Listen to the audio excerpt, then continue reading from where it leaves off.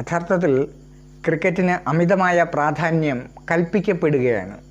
ഒരു ദിവസം നീണ്ടു നിൽക്കുന്ന ഈ ഗെയിം യുവജനങ്ങളെയോ അല്ലെങ്കിൽ നമ്മൾ ഇത് ക്രിക്കറ്റ് പ്രേമികളെയോ അടിമകളാക്കുന്ന ഒരു പ്രവണതയാണുള്ളത്.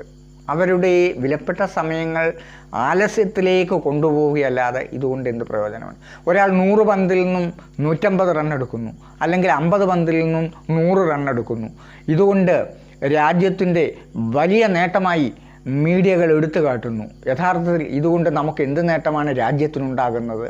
രാജ്യത്തിന് യാതൊരു നേട്ടവും ഇല്ല. ഇതൊക്കെ എഴുന്നള്ളിക്കപ്പെടുകയാണ് ചെയ്യുന്നത്.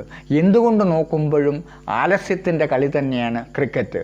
It's a game for the lazy men, to the lazy men and by the lazy men. അലസന്മാരാൽ അലസന്മാർക്ക് വേണ്ടി സൃഷ്ടിക്കപ്പെട്ട അലസന്മാരുടെ കളി തന്നെയാണ് ക്രിക്കറ്റ്.